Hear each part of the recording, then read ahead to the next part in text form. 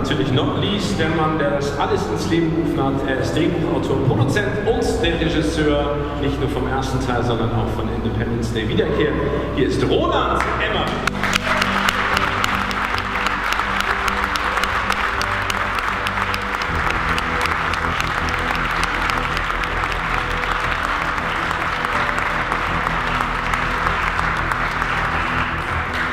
So, herzlich willkommen. Welcome to Berlin.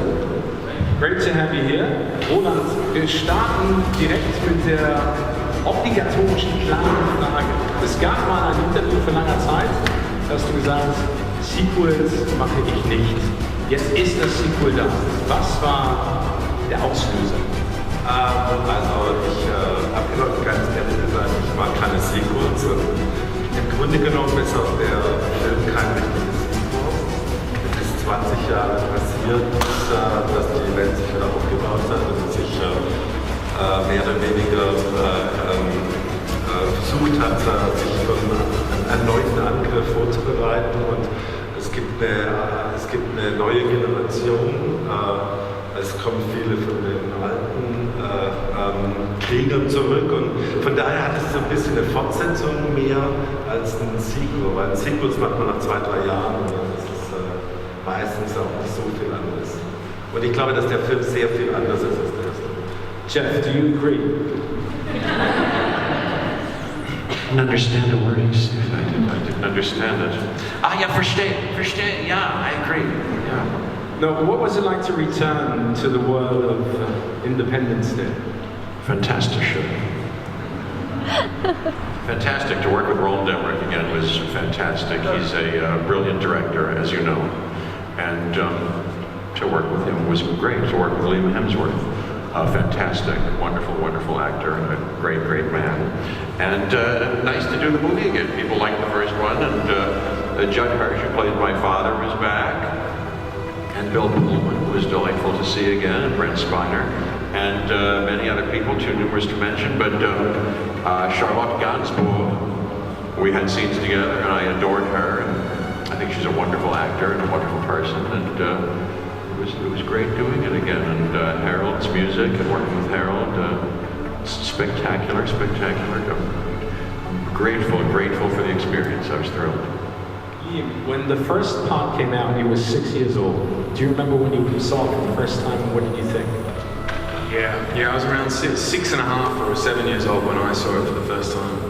It wasn't until it came out on VHS, videotape, and I think my older brothers were watching it, and I snuck in and watched it with them and loved it. So who gave you the call? Did Roland call you basically and say, Liam, I want you to be part of it?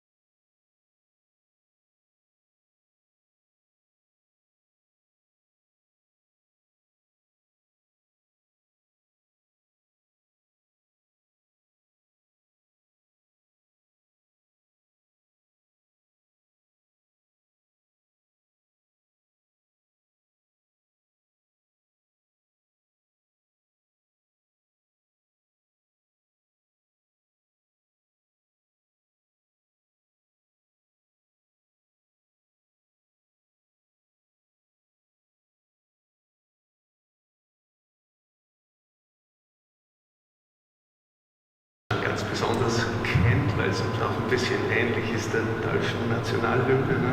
Außer einem Ton der Unterschied. Aber klar, das haben wir natürlich in guten Momenten, wenn Liam die Aliens dann killt, dann kommt das Originalthema.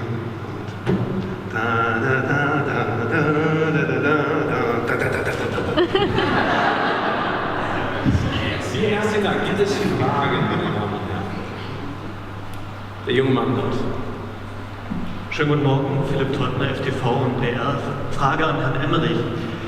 Wenn man sich Ihre Filme anguckt, also speziell Independence Day oder jetzt Die Wiederkehr und auch ein paar Filme dazwischen, hat man den Eindruck, Sie haben es sich zur Lebensaufgabe gemacht, die Erde immer wieder aufs Neue und immer wieder eindrucksvoll zu zerstören.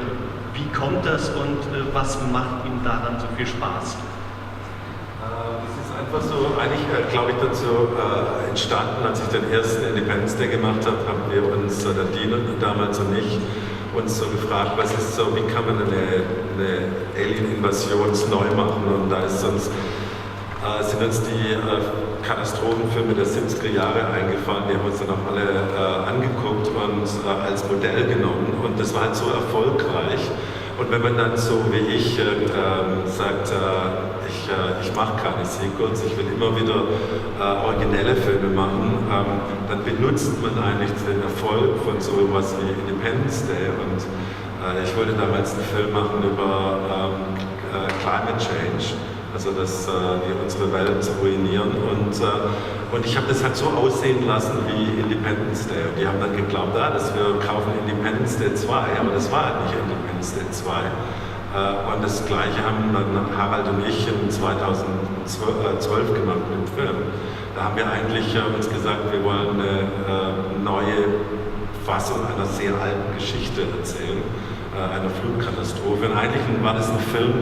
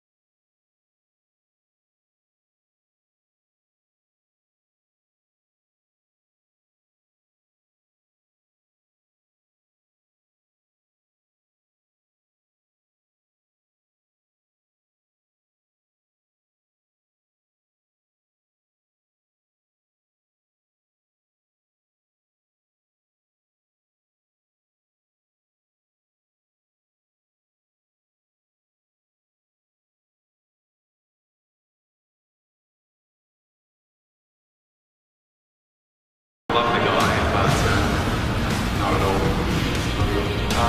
Greatest challenge. It wasn't, this was such a great experience having someone like Roland Emmerich directing. You can completely give yourself to Roland and trust him and know that he's going to do justice and everyone else in the film. A particular scene that was difficult to shoot was the very last scene only because there was 20 different close-ups we had to do, which just took a long time and a lot of different takes. And we shot for 3 days, I think, on this scene, and then after that it wasn't right, and we rewrote it and reshot it again. So it was, it was just took a long time. It wasn't any more difficult than usual. It was a great experience. I was working with wonderful people. Jeff Goldblum was someone I did a lot of scenes with in this film, and working with him was amazing. He's someone who truly loves acting and loves making movies, and so passionate about it. And just being with him every day was so much fun and so educational. And I enjoyed the whole experience. Good job. Thank you. Say it a little louder. Question from the gentleman right there, first of all. Hallo. Könnt ihr mich hören? Ja, jetzt. Markus Schier. Frage für Roland.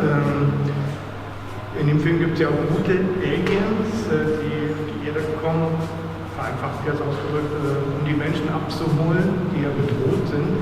Ist da auch eine politische Botschaft zu sehen auf die momentane weltpolitische Lage? Weil das Flüchtlingsthema ist ja gerade sehr groß. Well, humans all become refugees.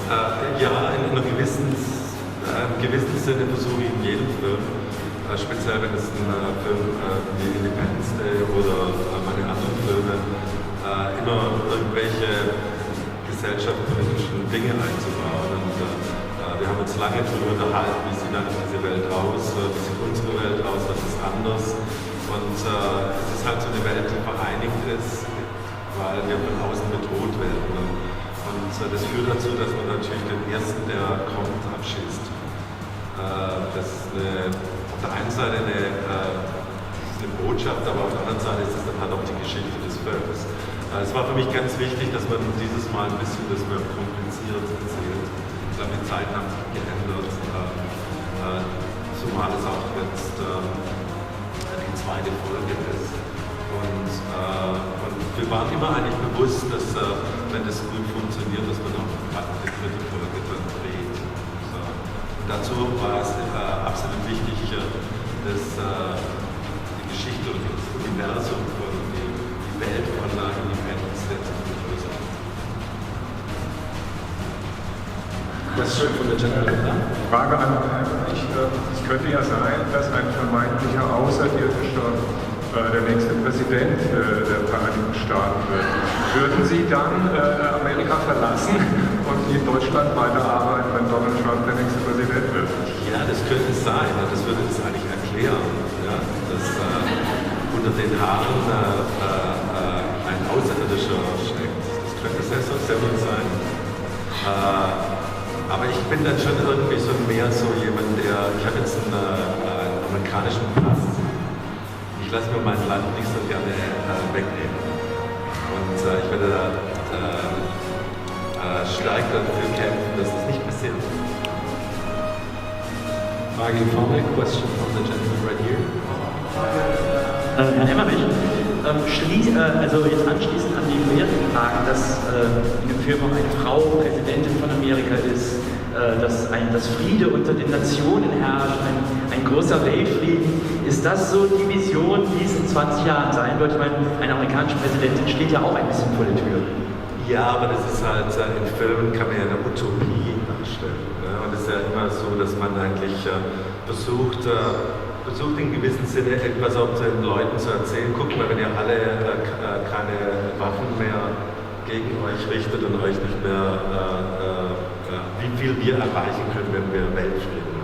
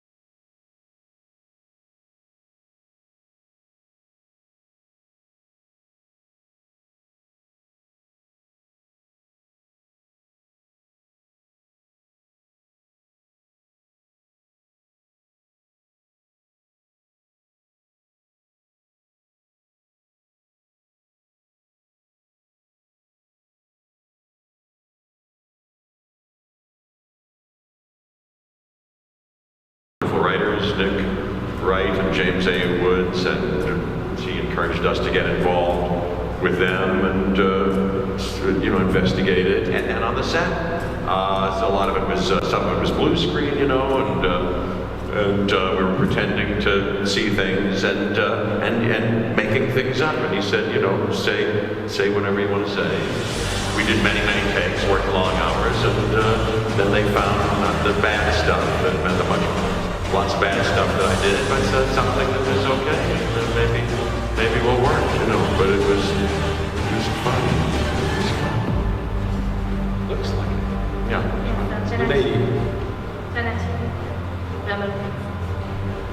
Question to you and welcome to you all. Nice to hear. Your character Jake is on a mission to the moon all alone, so I'm wondering if you had to take a mission to the moon and universe, which person would you take with you if you only could take one person To the on moon. a trip to? Jeff Goldblum, thank you.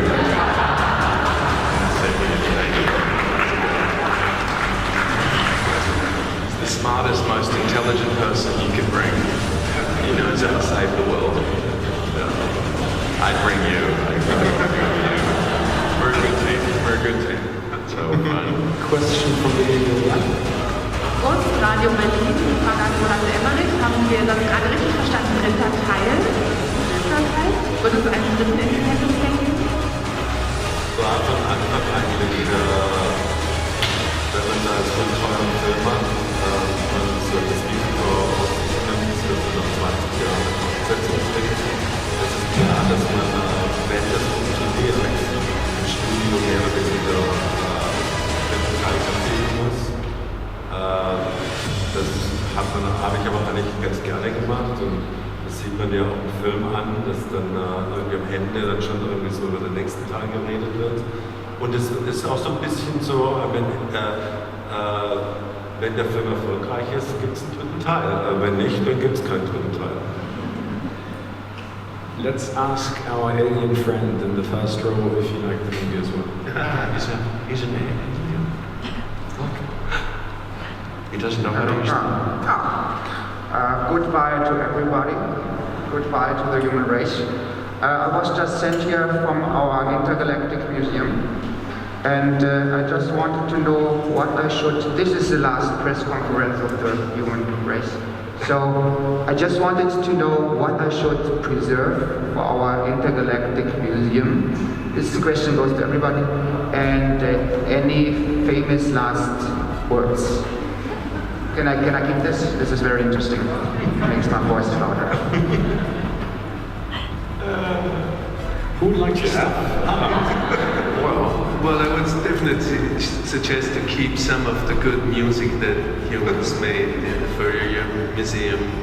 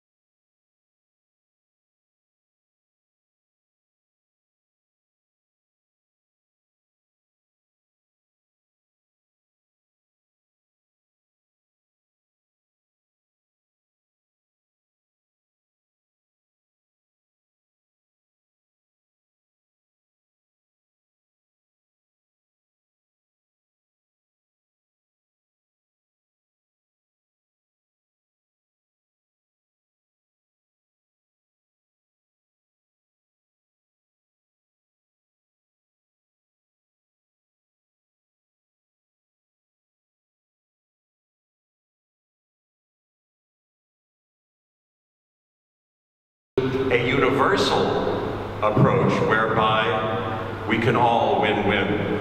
We don't want to harm you, and we will not let you harm us. It's not only brutal, but it's universally stupid. It's a stupid and archaic thing to do. And take that back to your people and smoke it.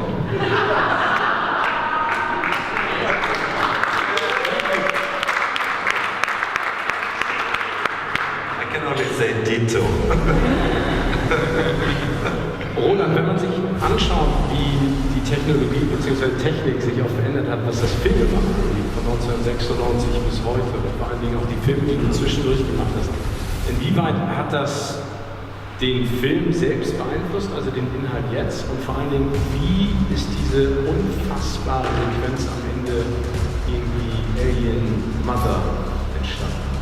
Das ist mit der Grund gewesen, warum ich mich eigentlich entschieden habe, oder eine Fortsetzung, oder wie man das immer nennt, weil mir ist es plötzlich klar geworden, dass seit ich 1995, 96, das fühlt sich so für mich als Filmemacher wie die Steinzeit an.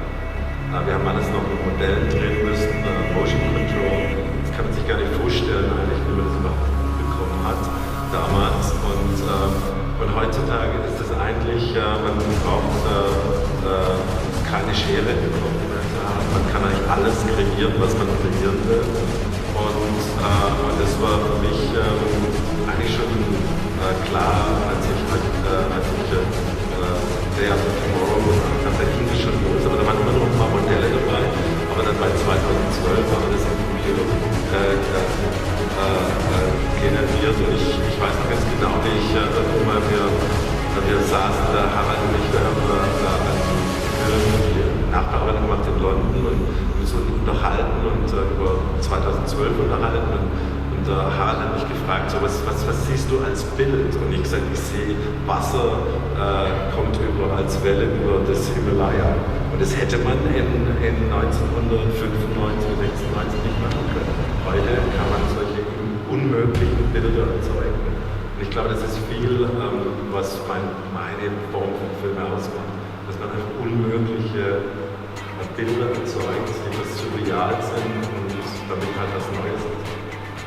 Liam and Jeff, we've been talking about the technology and the advancements regarding filmmaking from 1996 to today. As an actor, you basically are acting on a blue screen or green screen or talking to a tennis ball. What was it like for you when you saw the finished movie and the sheer size of the special effects and the creation that the woman basically made of the thing? Fantastic, yeah. I was, we get shown little snippets and rough ideas of what the special effects is going to look like at the end of the day. But I was very impressed. It looked very expensive. The special effects looked amazing. I thought it was wonderful. All the dogfighting behind the scenes looked fantastic. I was also impressed and thrilled about it. We did our best, and we thought and trusted that it would work out, but you guys worked tremendously hard. And they're not only spectacularly talented, you've got the best people around all over the world to work on these things feverishly and overtime, but it was beautifully, I thought beautifully, artfully, all put together, and I was thrilled. Unfortunately, we only time for one last quick question from the gentleman right here in the first row. Justus Fisser an die aktuellen Frage an Roland Emmerich. Wie muss ich mir das eigentlich vorstellen? Sie als Regisseur, Schauspieler haben Bluescreen, sehen Sie alles, was hinter denen ist und können Sie alles kontrollieren oder müssen Sie sich das auch alles im Kopf vorstellen?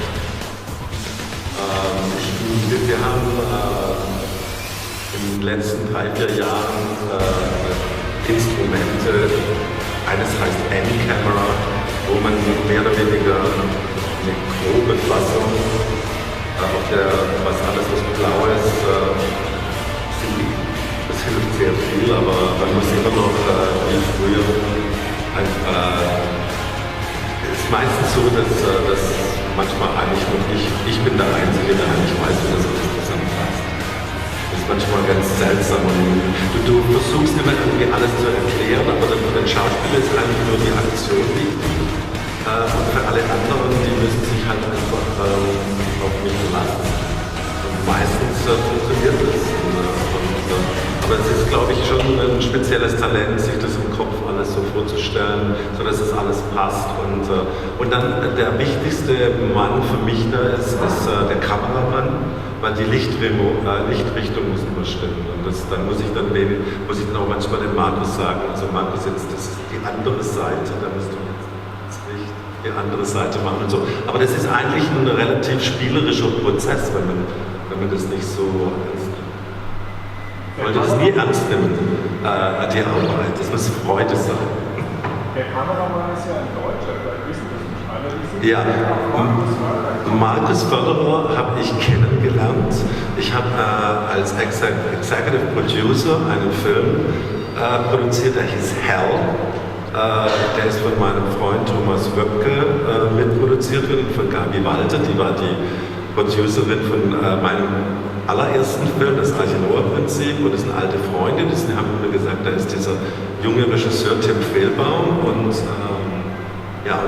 da habe ich dann Markus seine Arbeit kennengelernt und als ich dann ich habe immer mit Anna Förster gearbeitet, die letzten 2 Filme davor, und die hat dann plötzlich gesagt, ich will keine Kamera mehr machen, ich will jetzt Regie machen, was ich natürlich begrüßt habe, und dann musste ich jemand Neues finden, und daher habe ich gewusst, den habe ich eingeladen in mein Büro, und der hat dann eine halbe Stunde geredet, ich habe überhaupt nichts gesagt, ja? Eine halbe Stunde geredet und hat mir genau erklärt, wie ich Stonewall drehen muss. Ja, und das haben wir dann gedreht und das sah super aus, und dann, während wir eigentlich gedreht haben, haben wir gesagt, you want to kind of shoot Independence Day Resurgence, genau. Und das war so witzig, weil der Markus, ich habe das nicht gewusst, aber der hat in Interviews gesagt, er ist eigentlich nur zum Film gekommen, weil er Independence Day gesehen hat. Was war echt eine super große Sache, und ich glaube, der hat eine wirklich tolle Arbeit geleistet. Ich habe ihm gesagt, du musst jetzt Kamera machen, bis ich nicht mehr drehen kann. Und er ist viel jünger als ich, von daher. Ja, vielen herzlichen Dank. Thank you so much, Jeff, Roland, Liam und Harald. All the best of luck. Der Film startet.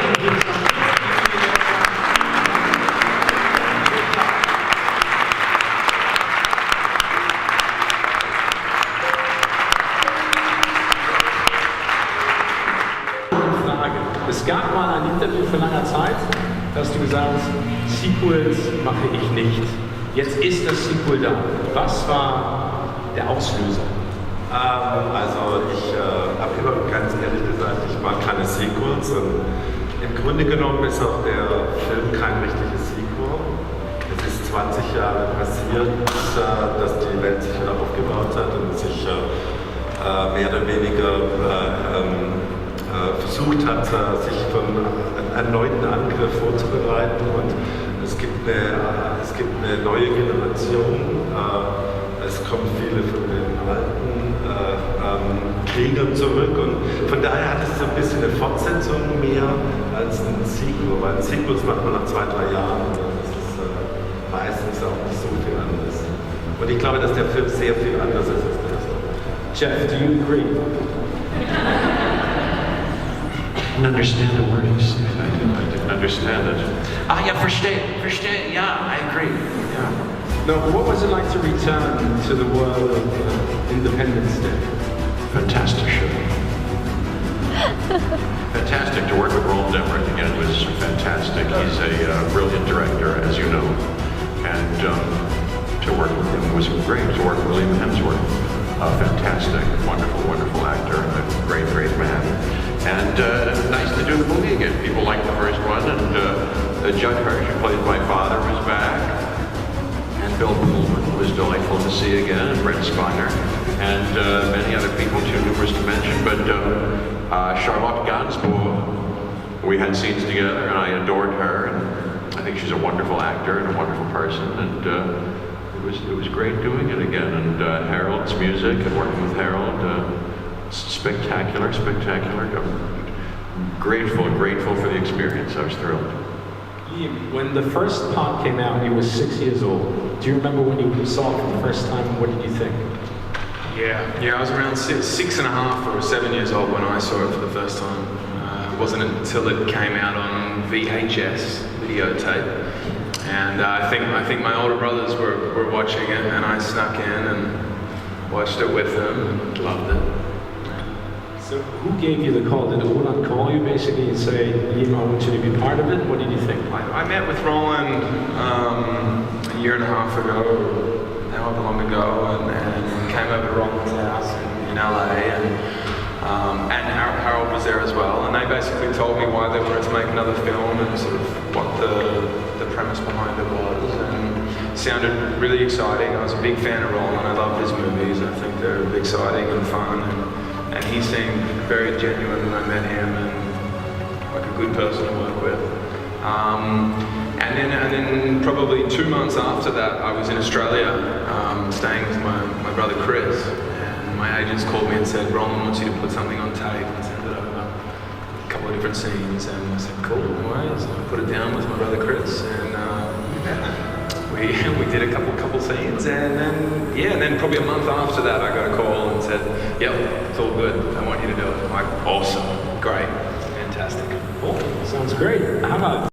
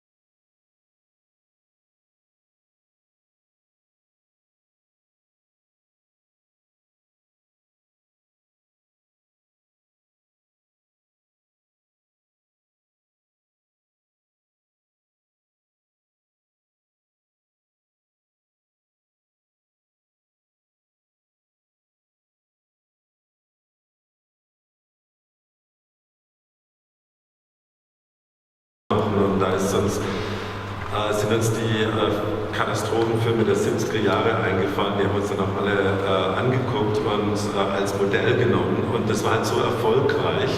Und wenn man dann so wie ich sagt, ich mache keine Sequels, ich will immer wieder originelle Filme machen, dann benutzt man eigentlich den Erfolg von so etwas wie Independence Day, und ich wollte damals einen Film machen über Climate Change, also dass wir unsere Welt ruinieren, und ich habe das halt so aussehen lassen wie Independence Day, und die haben dann geglaubt, dass wir kaufen Independence Day 2, aber das war halt nicht Independence Day 2.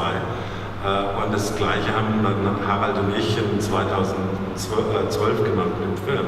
Da haben wir eigentlich uns gesagt, wir wollen eine neue Fassung einer sehr alten Geschichte erzählen, einer Flutkatastrophe. Und eigentlich war das ein Film über the 1%.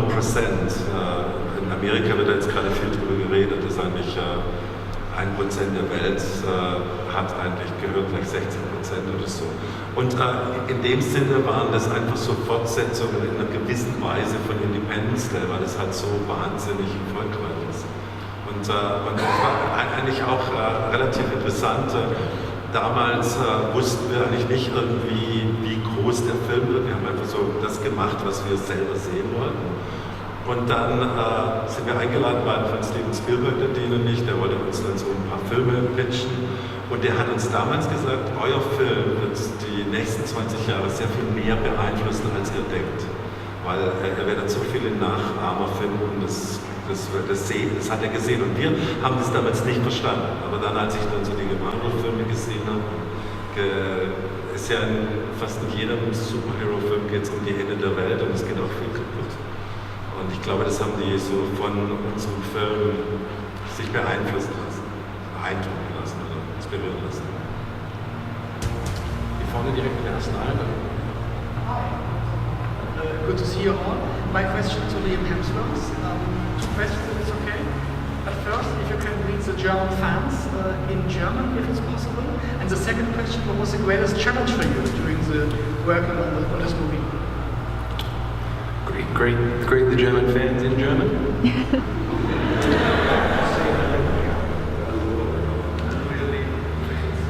Hello, meine Fans.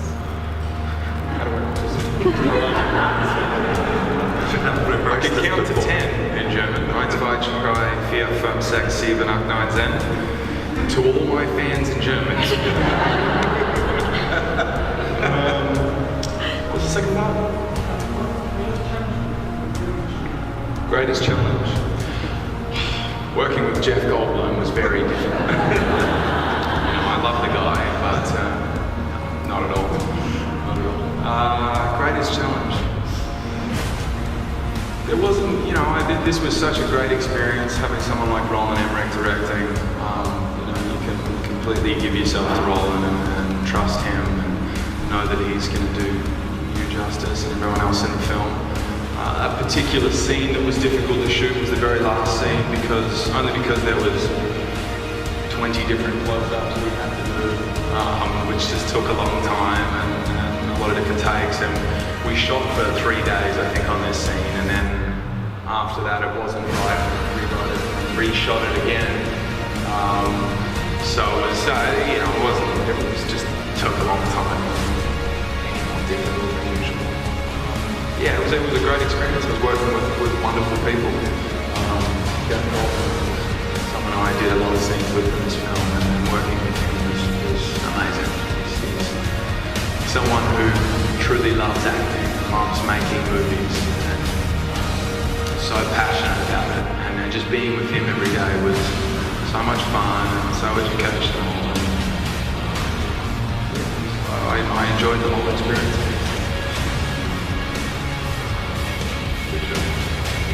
Say it a little louder. Question from the gentleman again. Könnt ihr mich hören? Ja. Chia, Frage für Roland.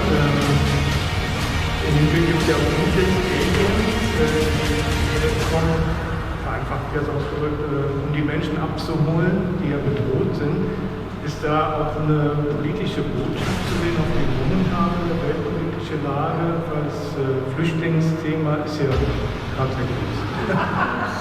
Well, we're like humans all become refugees. Ja, in einem gewissen Sinne versuche ich in jedem Film, speziell wenn es ein Film wie Independence Day oder meine anderen Filme, immer irgendwelche gesellschaftspolitischen Dinge einzubauen. Und wir haben uns lange darüber unterhalten, wie sieht eigentlich diese Welt aus, wie sieht unsere Welt aus, was ist anders. Und es ist halt so eine Welt, die vereinigt ist, weil wir von außen bedroht werden. Und das führt dazu, dass man natürlich den Ersten, der kommt, abschießt. Das ist auf der einen Seite eine Botschaft, aber auf der anderen Seite ist es dann halt auch die Geschichte des Films. Es war für mich ganz wichtig, dass man dieses Mal ein bisschen das mehr kompliziert erzählt. Ich glaube, die Zeiten haben sich geändert, zumal es auch jetzt die zweite Folge ist. Und wir waren immer eigentlich bewusst, dass wenn das gut funktioniert, dass man auch die dritte Folge dann dreht. Und dazu war es absolut wichtig, dass die Geschichte und das Universum von die Welt von Independence Day zu vergrößern. Question from the gentleman there. Frage an mich. Es könnte ja sein, dass ein vermeintlicher Außerirdischer der nächste Präsident der Vereinigten Staaten wird. Würden Sie dann Amerika verlassen und in Deutschland weiterarbeiten, wenn Donald Trump der nächste Präsident wird? Ja, das könnte es sein. Das würde das eigentlich erklären, ja, dass unter den Haaren ein Außerirdischer steckt. Das könnte sehr wohl sein. Aber ich bin dann schon irgendwie so mehr so jemand, ich habe jetzt einen amerikanischen Pass. Ich lasse mir mein Land nicht so gerne wegnehmen. Und ich werde da stark dafür kämpfen, dass es nicht passiert. Frage vorne, question from the gentleman right here. Herr Emmerich, also jetzt anschließend an die vorherigen Fragen, dass in dem Film auch eine Frau Präsidentin von Amerika ist, dass Friede unter den Nationen herrscht, ein großer Weltfrieden. Ist das so die Vision, die es in 20 Jahren sein wird? Ich meine, eine amerikanische Präsidentin steht ja auch ein bisschen vor der Tür. Ja, aber das ist halt, in Filmen kann man ja eine Utopie darstellen. Ja? Und es ist ja immer so, dass man eigentlich versucht in gewissem Sinne etwas auch den Leuten zu erzählen. Guck mal, wenn ihr alle keine Waffen mehr gegen euch richtet und euch nicht mehr, wie viel wir erreichen können, wenn wir Weltfrieden haben. Das ist eine Sache. Und die andere Sache ist natürlich, Harald und ich, wir haben uns darüber unterhalten, schon bei 2012 bei dem Film, wer wird amerikanischer Präsident? Und damals war ja die Hillary, gegen Obama angetreten. Und die Hillary war damals eigentlich noch führend, aber wir fanden es damals eigentlich cooler, wenn ein African American Präsident wird. Und das war damals relativ unwahrscheinlich. Und das ist dann Obama geworden. Und dieses Mal haben wir uns halt gesagt, jetzt haben wir zweimal hintereinander African American Präsidenten gehabt, jetzt muss eine Frau her. Und ich habe zweimal für die Hillary Clinton einen Fundraiser gemacht in meinem Haus. Also ich bin relativ involviert in so Politik und von daher war das irgendwie klar. Harald, eine Frage nochmal an dich. Wenn jetzt ein Roland Emmerich zu dir kommt und sein Motto ist, je größer, desto besser. Er sagt, ich möchte gerne, dass der Burj Khalifa Turm einstürzt in London.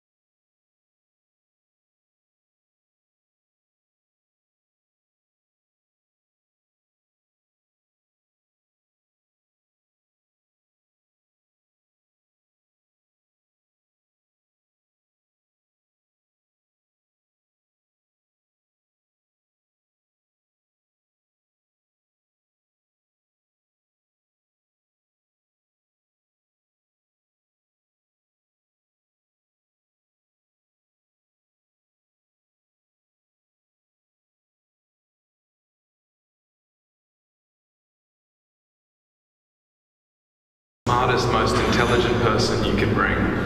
He knows how to save the world. I'd bring you. We're a good team. We're a good team. So fun. Question from the lady over there. Prost, Radio Berlin. Frage an Roland Emmerich. Haben wir das gerade richtig verstanden? Dritter Teil? Wird es einen dritten Independence Day geben?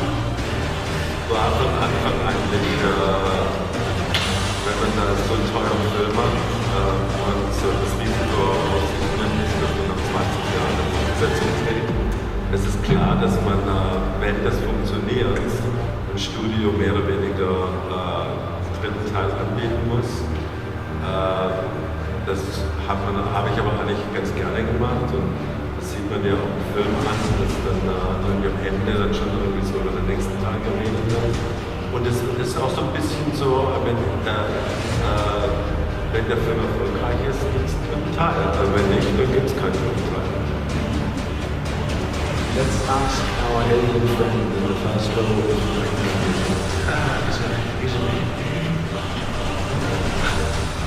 He doesn't know how to use Goodbye to everybody. Goodbye to the human race. I was just sent here from our intergalactic museum, and I just wanted to know what I should. This is the last press conference of the human race. So I just wanted to know what I should preserve for our intergalactic museum.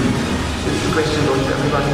And any famous last words. Can I give this? This is very interesting. Makes my voice louder.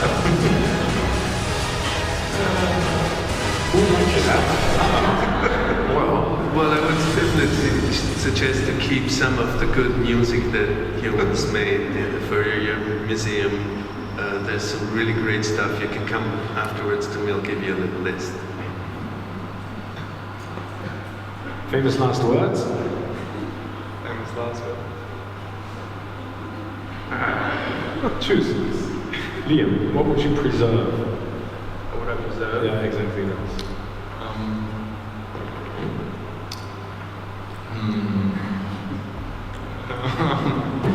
I don't know, I like donuts a lot. Maybe we can preserve those. You ever had donuts, alien sir? You should try some. Maybe it'll brighten up your world, make you less aggressive towards the human race. Maybe we can be friends. Roland and Jeff? I would say that the premise of the question is disturbing. I'd rather not consider that these were the last words. We humans don't cotton well to threats, and you might learn from what we've done in the last 20 years, whereby we've abandoned this win-lose proposition and threats to each other, and we've learned to work together.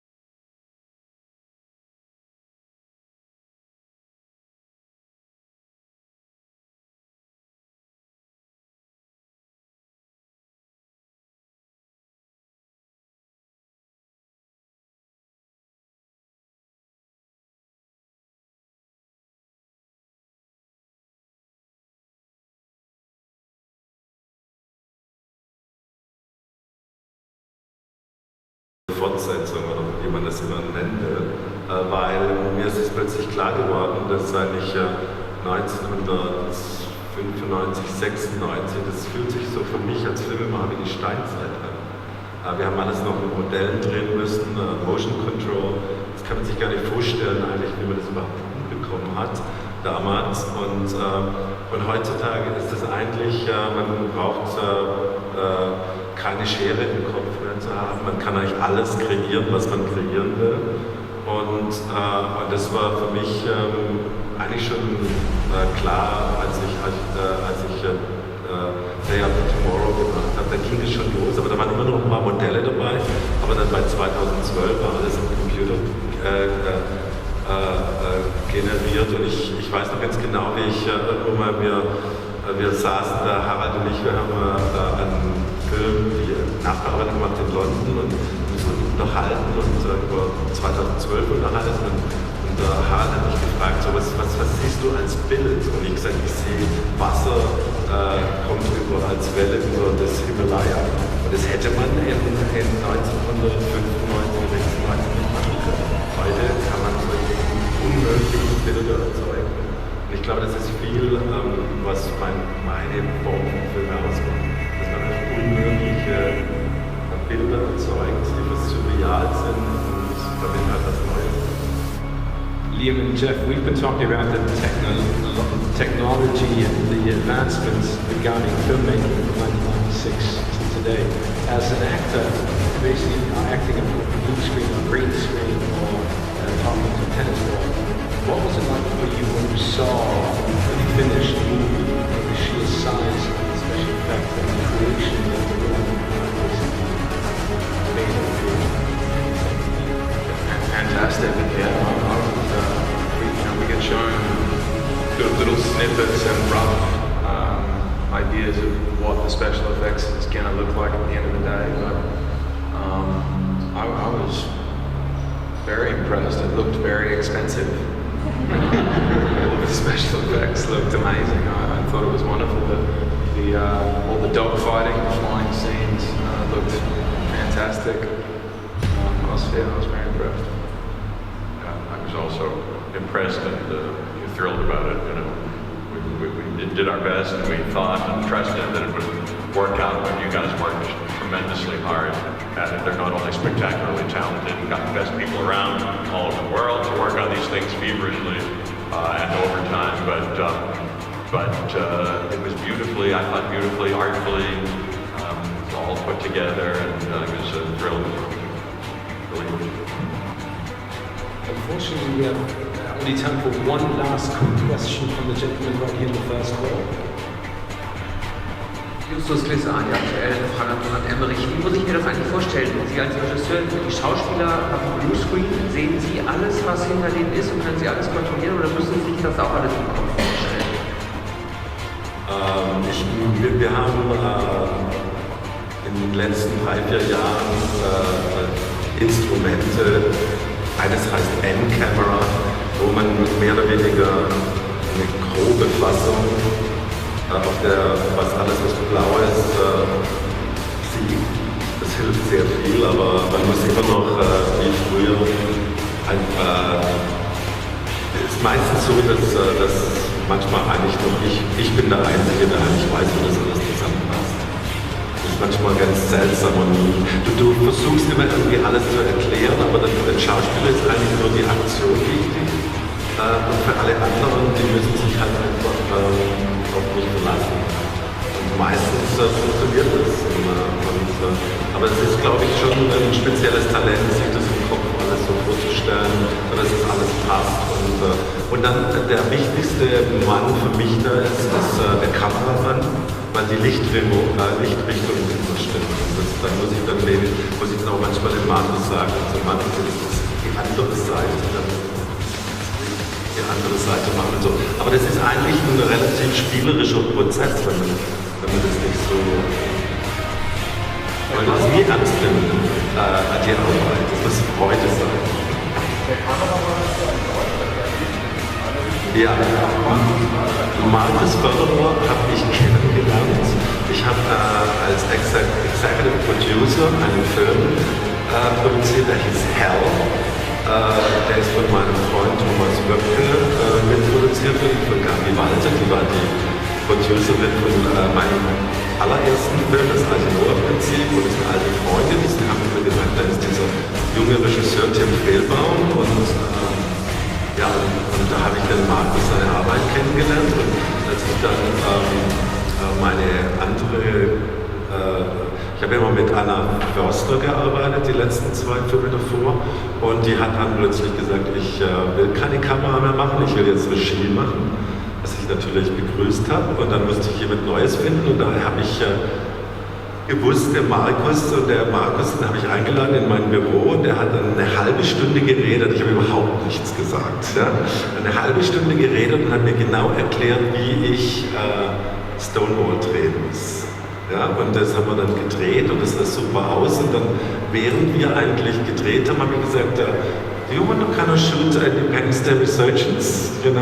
Und das war so witzig, weil der Markus oft, ich habe es nicht gewusst, aber der hat in Interviews gesagt, er ist eigentlich nur zum Film gekommen, weil er Independence Day gesehen hat.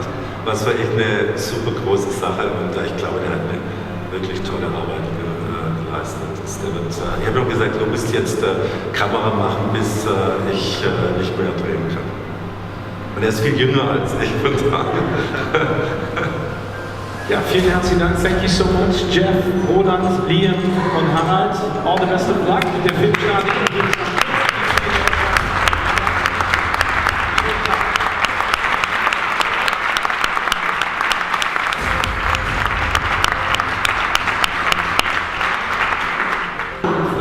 Es gab mal ein Interview vor langer Zeit, da hast du gesagt, Sequels mache ich nicht. Jetzt ist das Sequel da. Was war der Auslöser? Also ich habe immer begrenzt den Film, ich war keine Sequels. Im Grunde genommen ist auch der Film kein richtiges Sequel. Es ist 20 Jahre passiert, dass die Welt sich wieder aufgebaut hat und sich mehr oder weniger versucht hat, sich für einen erneuten Angriff vorzubereiten. Und es gibt eine neue Generation. Es kommen viele von den alten Kriegern zurück. Und von daher hat es so ein bisschen eine Fortsetzung mehr als ein Sequel. Weil ein Sequel macht man nach 2-3 Jahren. Und das ist meistens auch nicht so viel anderes. Und ich glaube, dass der Film sehr viel anders ist als der erste. Jeff, do you agree? I didn't understand the words. I didn't understand it. Yeah, verstehe. Yeah, I agree. Yeah. No, but what was it like to return to the world of Independence Day?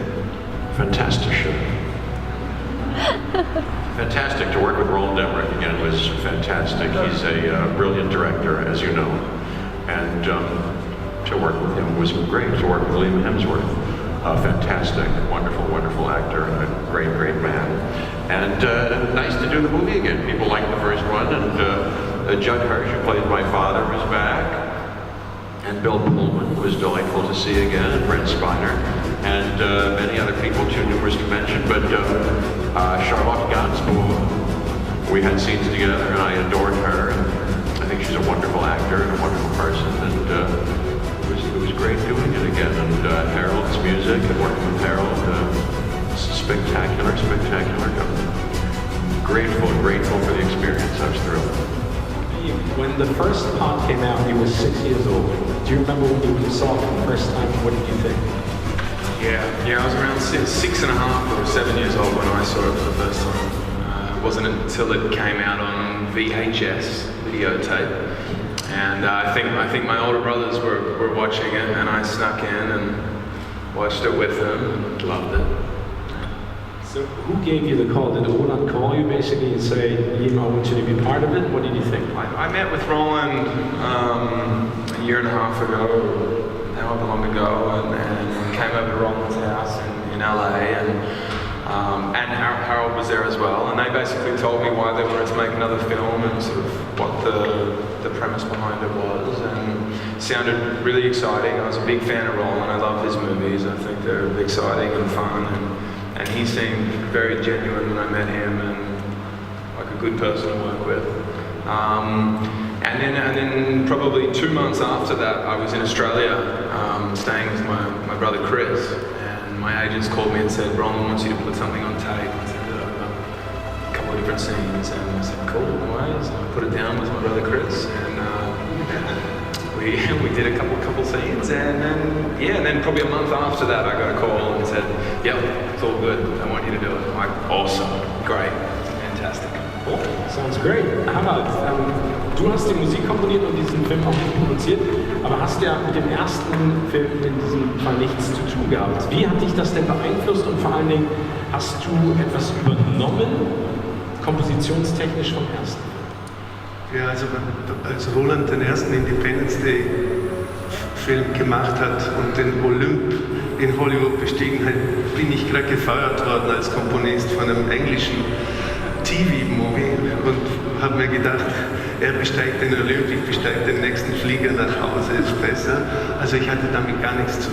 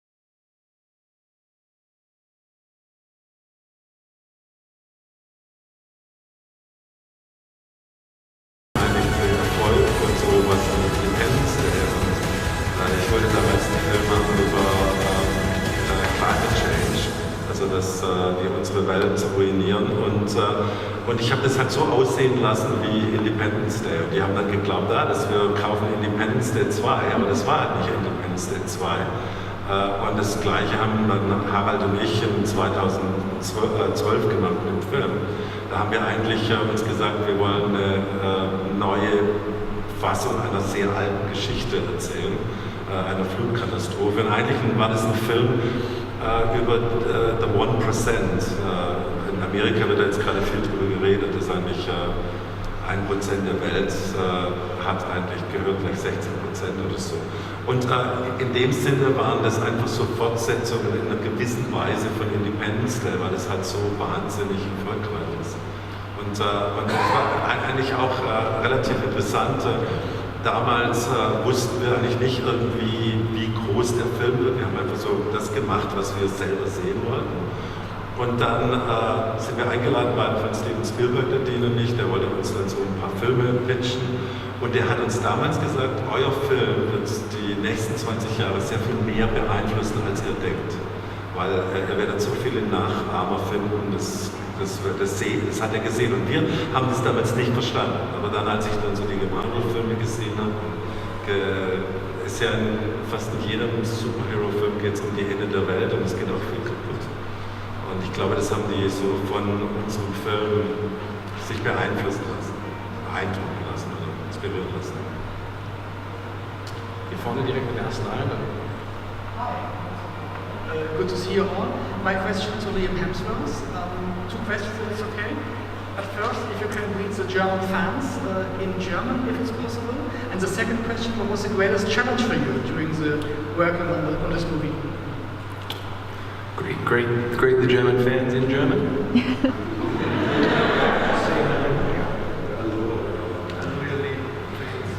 Hello, meine Fans. How do I just... could count to 10 in German. 1, 2, 3, 4, 5, 6, 7, 8, 9, 10. To all my fans in German. What was the second part? Greatest challenge. Working with Jeff Goldblum was very difficult. I love the guy, but not at all. Greatest challenge. There wasn't, this was such a great experience having someone like Roland Emmerich directing. You can completely give yourself to Roland and trust him and know that he's going to do you justice and everyone else in the film. A particular scene that was difficult to shoot was the very last scene only because there was 20 different close-ups we had to do, which just took a long time and a lot of different takes. And we shot for 3 days, I think, on this scene, and then after that it wasn't right, we rewrote it and reshot it again. So it was, it just took a long time. It wasn't any more difficult than usual. Yeah, it was a great experience. I was working with wonderful people. Jeff Goldblum was someone I did a lot of scenes with in this film, and working with him was amazing. He's someone who truly loves acting, loves making movies, and so passionate about it. And just being with him every day was so much fun and so educational. And I enjoyed the whole experience.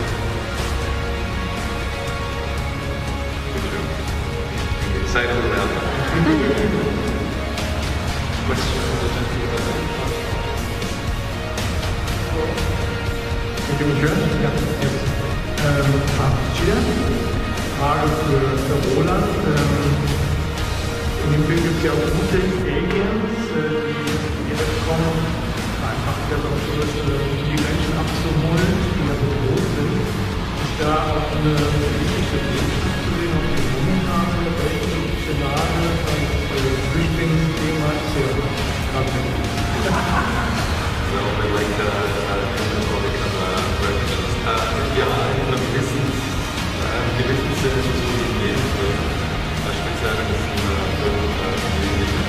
oder amerikanische Filme immer irgendwelche gesellschaftspolitischen Dinge einzubauen. Und wir haben uns lange darüber unterhalten, wie sieht eigentlich diese Welt aus, wie sieht unsere Welt aus, was ist anders.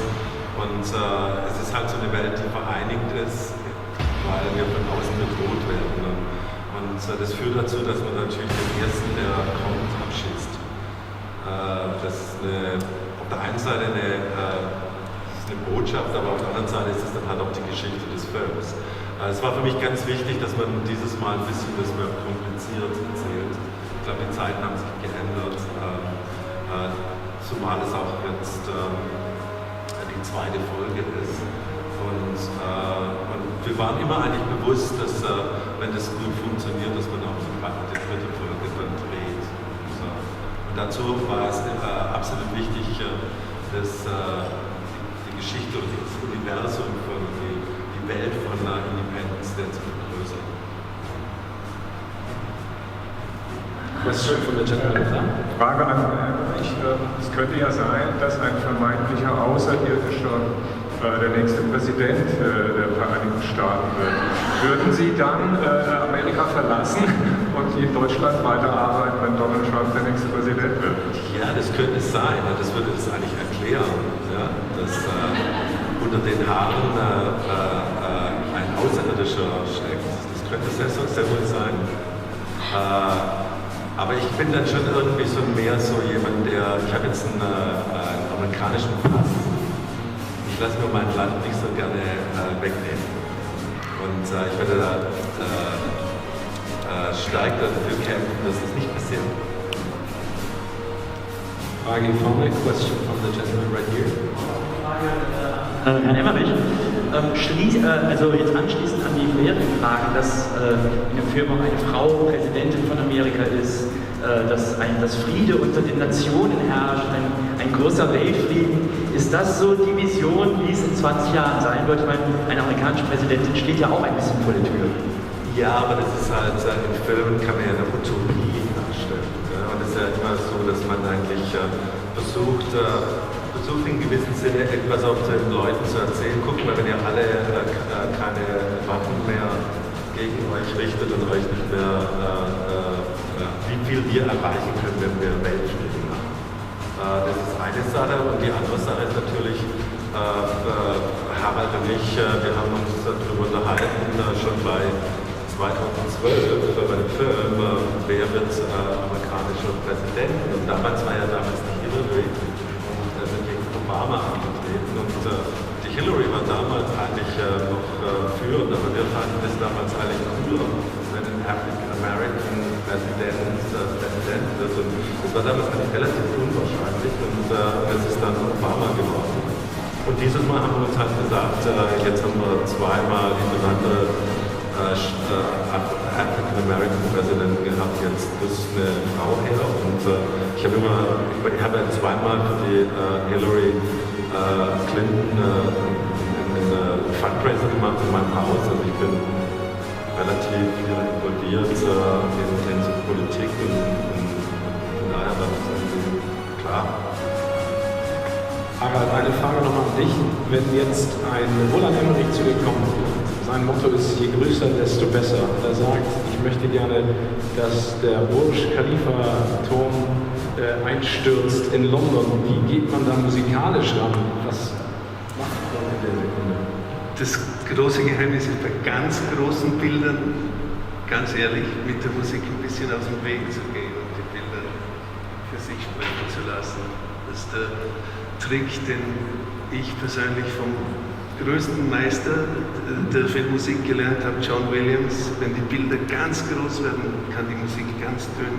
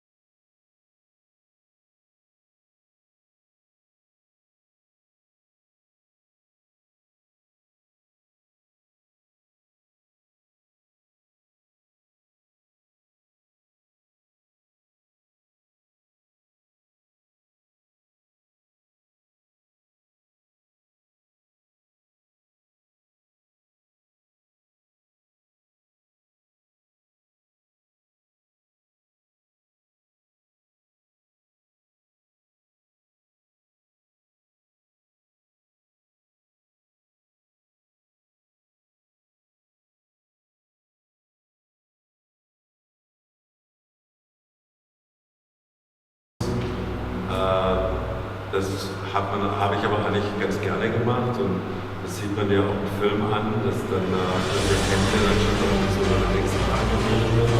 Und es ist auch so ein bisschen so,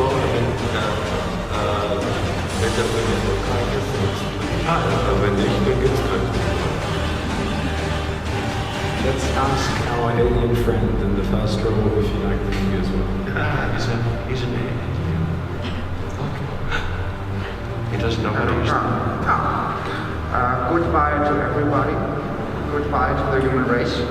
I was just sent here from our intergalactic museum, and I just wanted to know what I should. This is the last press conference of the human race. So I just wanted to know what I should preserve for our intergalactic museum. This question goes to everybody. And any famous last words. Can I keep this? This is very interesting. Makes my voice louder. Who'd like to start?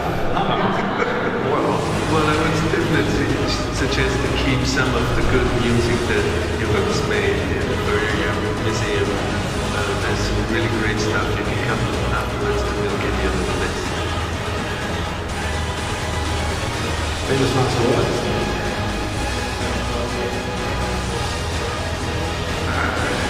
Choose. Liam, what would you preserve?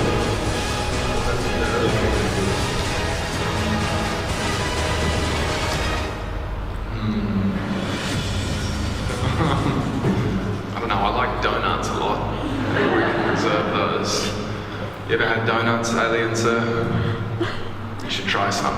Maybe it'll brighten up your world, make you less aggressive towards the human race. Maybe we can be friends. Roland and Jeff? I would say that the premise of the question is disturbing. I'd rather not consider that these were the last words. We humans don't cotton well to threats,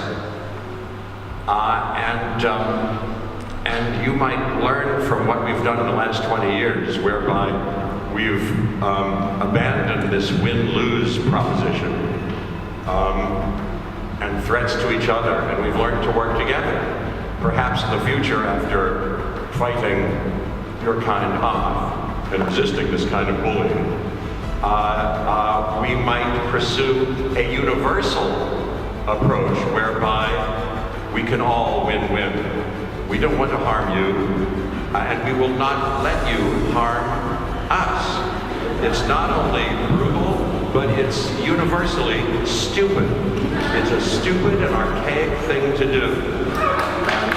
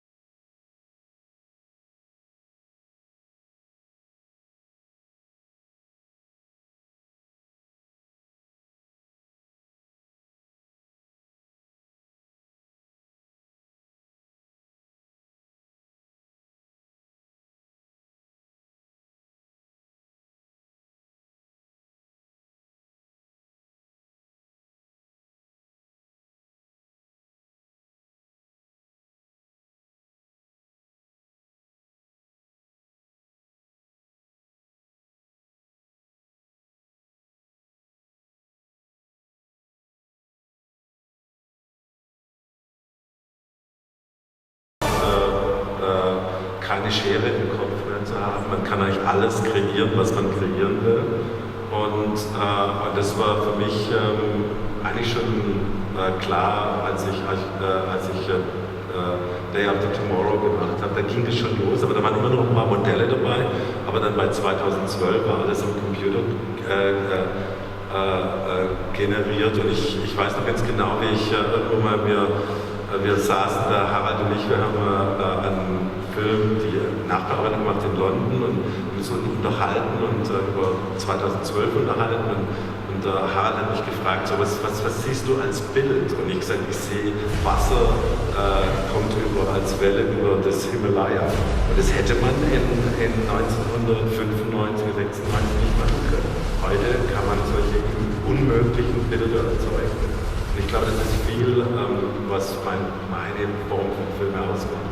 Dass man einfach unmögliche Bilder erzeugt, die was surreal sind und damit halt was Neues ist.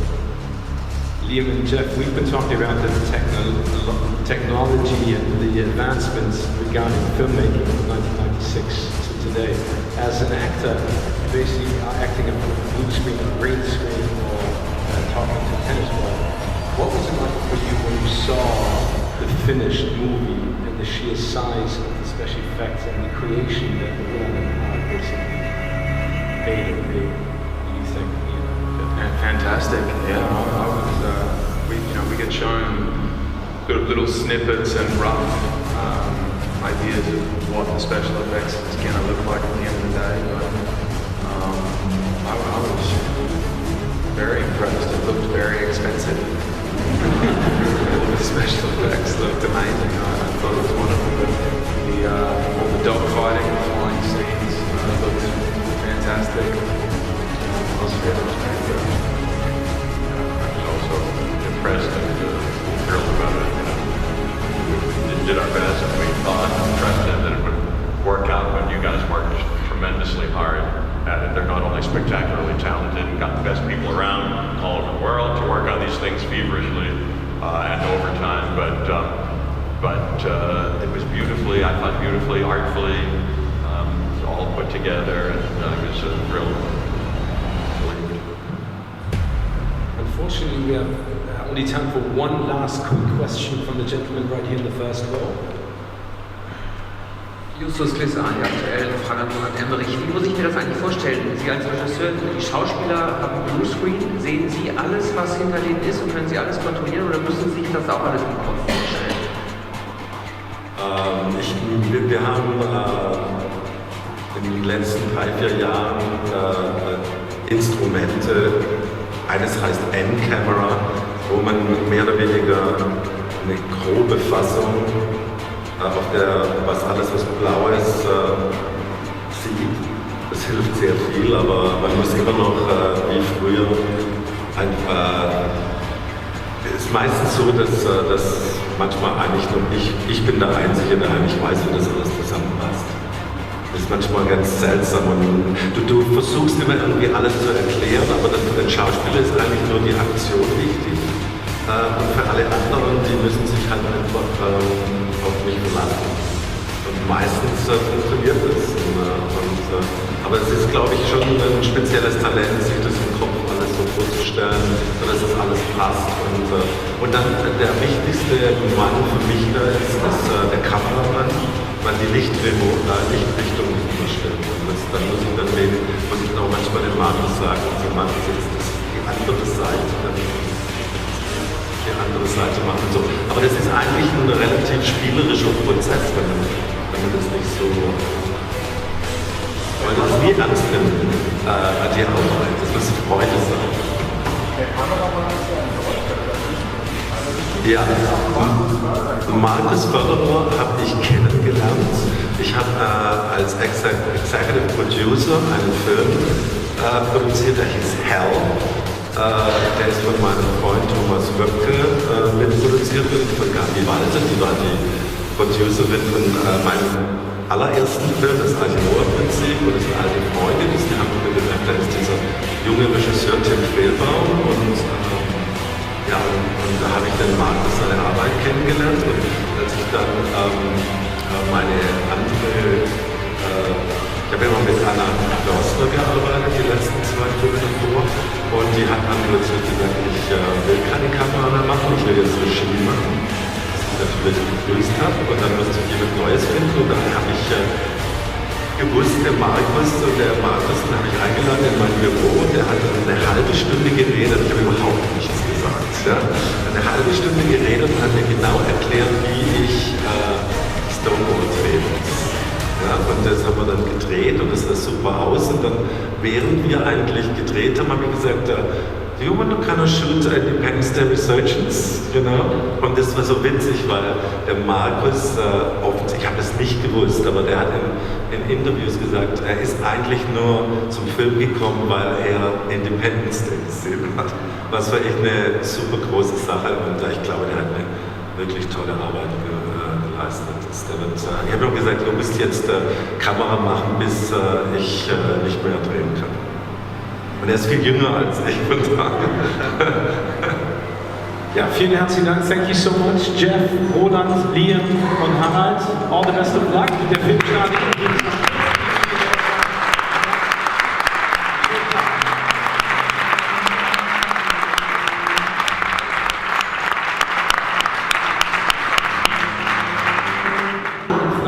Es gab mal ein Interview vor langer Zeit, da hast du gesagt, Sequels mache ich nicht.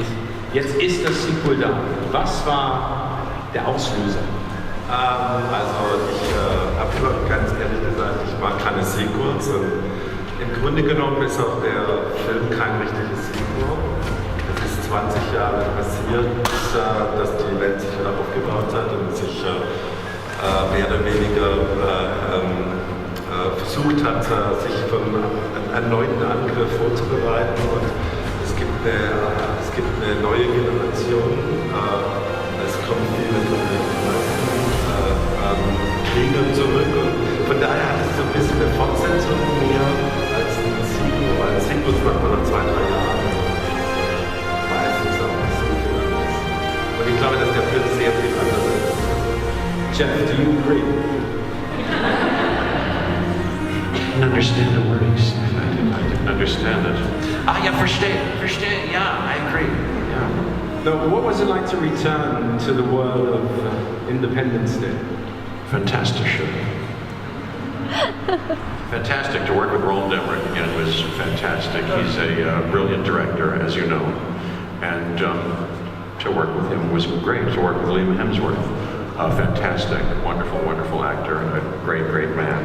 And nice to do the movie again. People liked the first one, and Judd Hirsch, who played my father, was back.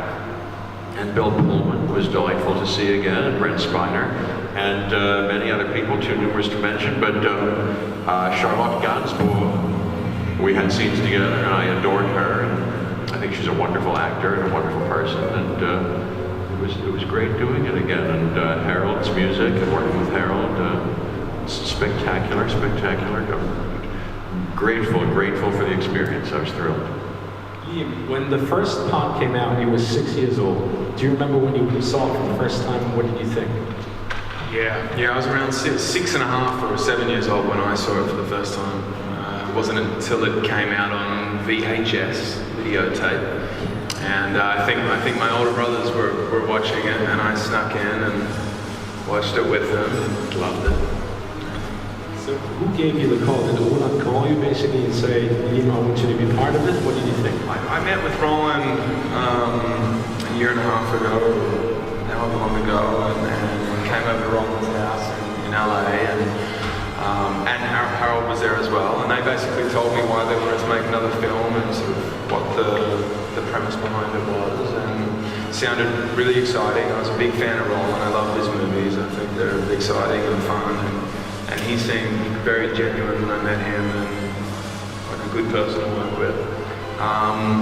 And then probably 2 months after that, I was in Australia, staying with my brother Chris, and my agents called me and said, Roland wants you to put something on tape and send it over. A couple of different scenes, and I said, cool, no worries. And I put it down with my brother Chris, and we did a couple scenes, and then probably a month after that, I got a call and said, yep, it's all good, I want you to do it. I'm like, awesome, great, fantastic. Cool, sounds great. Harald, du hast die Musik komponiert und diesen Film auch produziert, aber hast ja mit dem ersten Film in diesem Fall nichts zu tun gehabt. Wie hat dich das denn beeinflusst und vor allen Dingen, hast du etwas übernommen, kompositionstechnisch vom ersten? Ja, also als Roland den ersten Independence Day Film gemacht hat und den Olymp in Hollywood bestiegen hat, bin ich gerade gefeuert worden als Komponist von einem englischen TV-Movie und habe mir gedacht, er besteigt den Olymp, ich besteige den nächsten Flieger nach Hause, ist besser. Also ich hatte damit gar nichts zu tun. Wir haben uns über seinen nächsten Film dann Day After Tomorrow kennengelernt, um die Frage zu beantworten. Natürlich in so einem Film wie Independence Day, wo es so ein markantes Thema gibt, das man ja in Deutschland ganz besonders kennt, weil es auch ein bisschen ähnlich ist der deutschen Nationalhymne, außer einem Ton der Unterschied. Aber klar, das haben wir natürlich in guten Momenten, wenn Liam die Aliens dann killt, dann kommt das Originalthema. Da da da da da da da da da da da. Vielen herzlichen Dank. Gibt es Fragen, meine Damen und Herren? Der junge Mann dort. Schönen guten Morgen, Philipp Teutner, FTV und PR. Frage an Herrn Emmerich. Wenn man sich Ihre Filme anguckt, also speziell Independence Day oder jetzt Die Wiederkehr und auch ein paar Filme dazwischen, hat man den Eindruck, Sie haben es sich zur Lebensaufgabe gemacht, die Erde immer wieder aufs Neue und immer wieder eindrucksvoll zu zerstören. Wie kommt das und was macht Ihnen daran so viel Spaß? Das ist einfach so, eigentlich glaube ich dazu entstanden, als ich den ersten Independence Day gemacht habe, haben wir uns, der Dino damals und ich, uns so gefragt, was ist so, wie kann man eine Alien-Invasion neu machen, und da ist uns, sind uns die Katastrophenfilme der 70er Jahre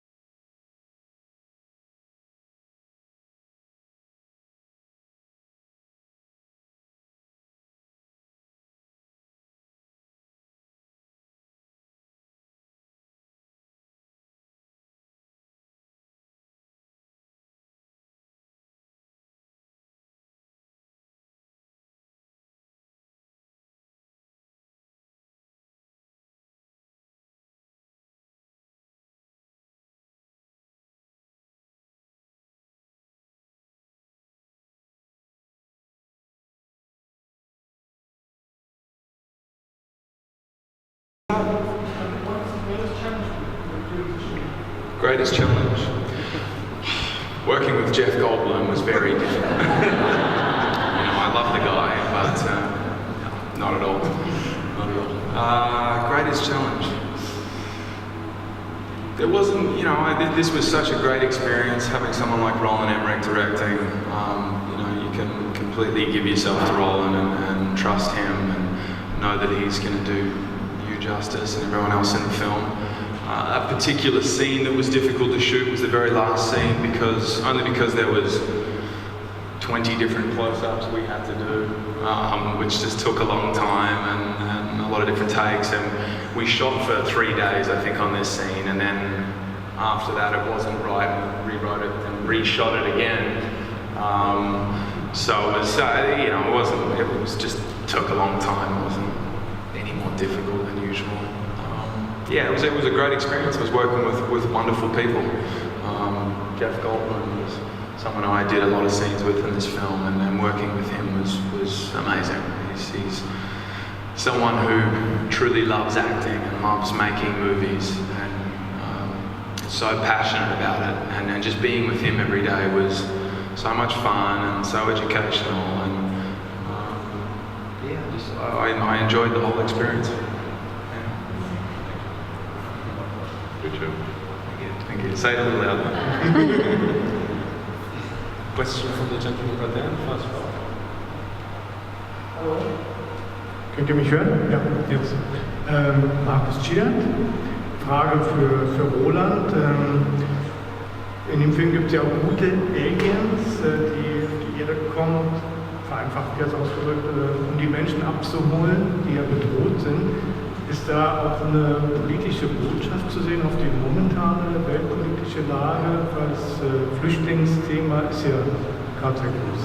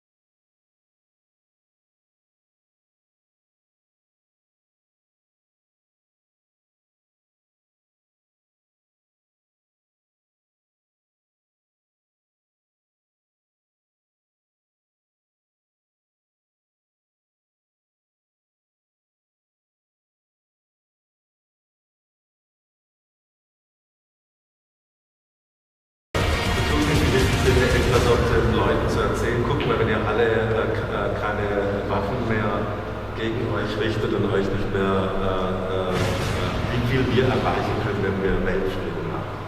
Das ist eine Sache, und die andere Sache ist natürlich, Harald und ich, wir haben uns darüber unterhalten, schon bei 2012 bei dem Film, wer wird amerikanischer Präsident, und damals war ja die Hillary, sind gegen Obama angetreten, und die Hillary war damals eigentlich noch führend, aber wir fanden es damals eigentlich cooler, wenn ein African American Präsident wird. Und das war damals eigentlich relativ unwahrscheinlich und es ist dann Obama geworden.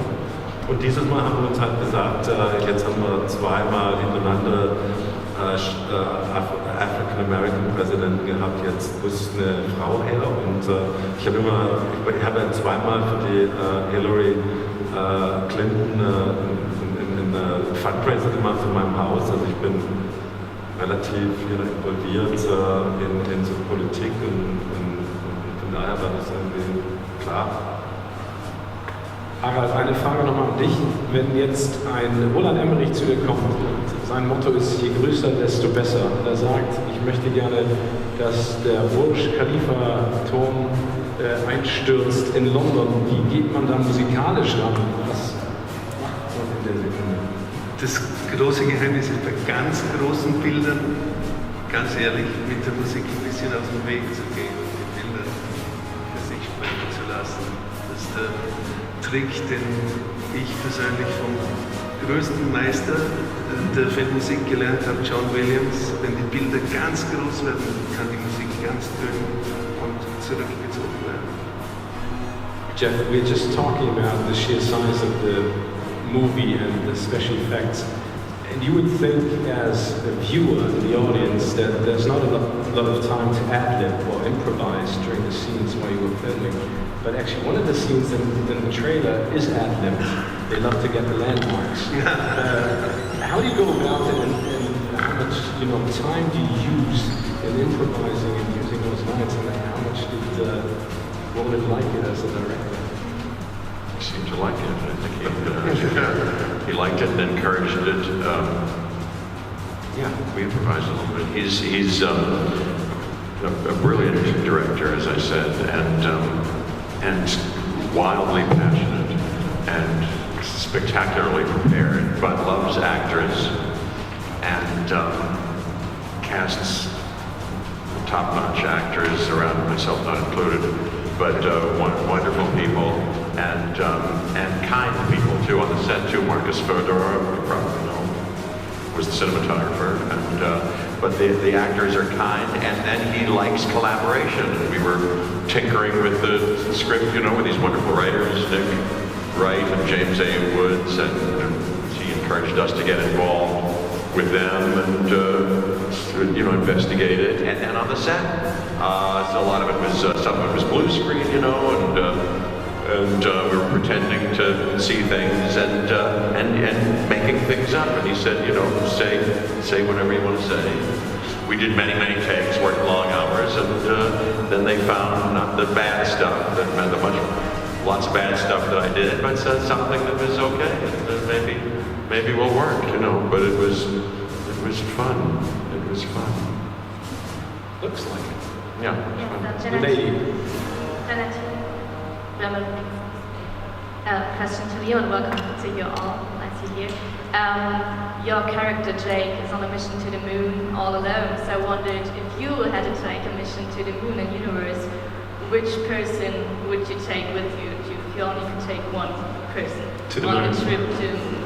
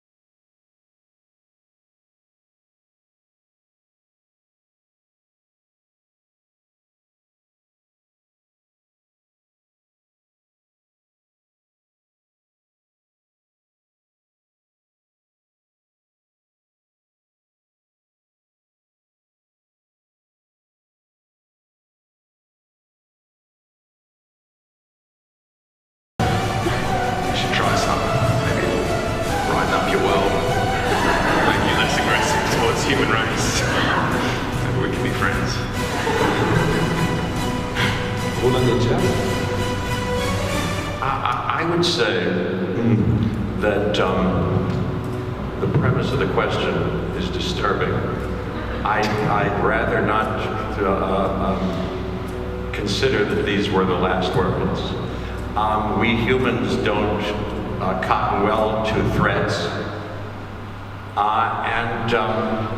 and you might learn from what we've done in the last 20 years, whereby we've abandoned this win-lose proposition and threats to each other, and we've learned to work together.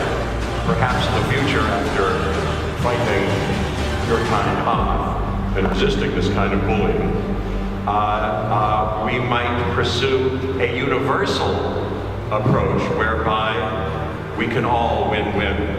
We don't want to harm you, and we will not let you harm us. It's not only brutal, but it's universally stupid. It's a stupid and archaic thing to do. And take that back to your people and smoke.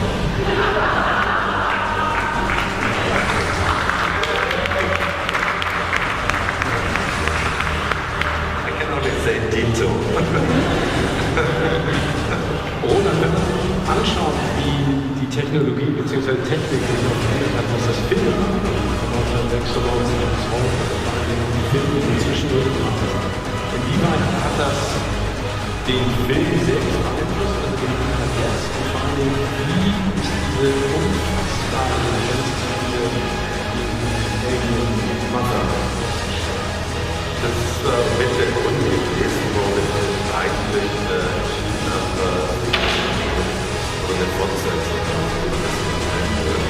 weil mir ist es plötzlich klar geworden, dass seit ich 1995, 96, das fühlt sich so für mich als Filmemacher wie die Steinzeit an. Wir haben alles noch in Modellen drehen müssen, Motion Control, das kann man sich gar nicht vorstellen eigentlich, wie man das überhaupt hinbekommen hat damals. Und heutzutage ist es eigentlich, man braucht keine Schere im Kopf mehr zu haben. Man kann eigentlich alles kreieren, was man kreieren will. Und das war für mich eigentlich schon klar, als ich Day After Tomorrow gemacht habe. Da ging es schon los, aber da waren immer noch ein paar Modelle dabei. Aber dann bei 2012 war alles am Computer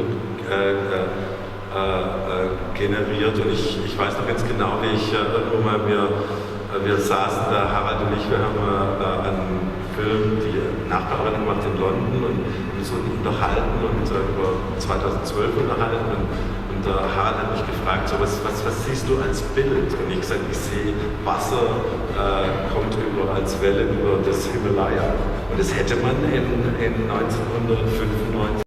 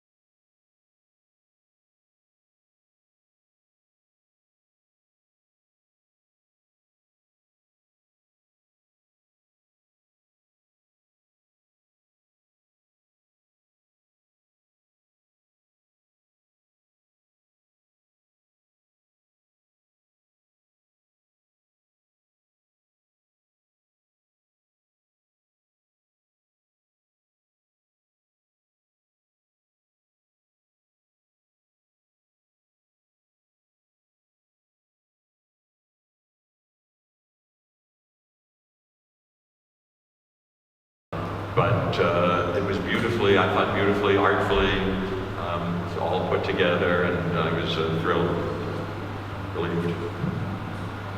Unfortunately, we have only time for one last quick question from the gentleman right here in the first row. Justus Klissar, die aktuelle Frage an Roland Emmerich. Wie muss ich mir das eigentlich vorstellen? Sie als Regisseur, die Schauspieler haben Bluescreen. Sehen Sie alles, was hinter denen ist, und können Sie alles kontrollieren, oder müssen Sie sich das auch alles im Kopf vorstellen? Wir haben in den letzten 3-4 Jahren Instrumente, eines heißt N-Camera, wo man mehr oder weniger eine grobe Fassung auf was blau ist, sieht. Das hilft sehr viel, aber man muss immer noch, wie früher, ist meistens so, dass manchmal eigentlich nur ich bin der Einzige, der eigentlich weiß, wie das alles zusammenpasst. Das ist manchmal ganz seltsam und du versuchst immer irgendwie alles zu erklären, aber für den Schauspieler ist eigentlich nur die Aktion wichtig. Und für alle anderen, die müssen sich halt einfach auf mich verlassen. Und meistens funktioniert das. Aber es ist, glaube ich, schon ein spezielles Talent, sich das im Kopf alles so vorzustellen, sodass das alles passt. Und dann der wichtigste Mann für mich da ist der Kameramann, weil die Lichtrichtung muss immer stimmen. Und dann muss ich auch manchmal dem Markus sagen, also Markus, jetzt, das ist die andere Seite. Die andere Seite machen und so. Aber das ist eigentlich ein relativ spielerischer Prozess, wenn man das nicht so, weil man das nie ernst nimmt, die Arbeit. Das muss Freude sein. Der Kameramann ist ja ein Deutscher. Ja, Markus Förderer habe ich kennengelernt. Ich habe als Executive Producer einen Film produziert, der hieß Hell. Der ist von meinem Freund Thomas Wöpke mitproduziert worden, von Gabi Walter, die war die Producerin von meinem allerersten Film, das Arche-Noah-Prinzip, und das ist eine alte Freundin, die haben mir gesagt, da ist dieser junge Regisseur Tim Fehlbaum und da habe ich dann Markus seine Arbeit kennengelernt, und als ich dann ich habe immer mit Anna Förster gearbeitet, die letzten 2 Filme davor, und die hat dann plötzlich gesagt, ich will keine Kamera mehr machen, ich will jetzt Regie machen, was ich natürlich begrüßt habe, und dann musste ich jemand Neues finden, und dann habe ich gewusst, den habe ich eingeladen in mein Büro, und der hat dann eine halbe Stunde geredet, ich habe überhaupt nichts gesagt, ja? Eine halbe Stunde geredet und hat mir genau erklärt, wie ich Stonewall drehen muss. Ja, und das haben wir dann gedreht, und das sah super aus, und dann, während wir eigentlich gedreht haben, wir gesagt, do you want to kind of shoot Independence Day Resurgence? Genau. Und das war so witzig, weil der Markus, ich habe das nicht gewusst, aber der hat in Interviews gesagt, er ist eigentlich nur zum Film gekommen, weil er Independence Day gesehen hat. Was für ihn eine super große Sache, und ich glaube, der hat eine wirklich tolle Arbeit geleistet. Ich habe auch gesagt, du musst jetzt Kamera machen, bis ich nicht mehr drehen kann. Und er ist viel jünger als ich. Ja, vielen herzlichen Dank. Thank you so much, Jeff, Roland, Liam und Harald. All the best of luck mit der Filmfinale.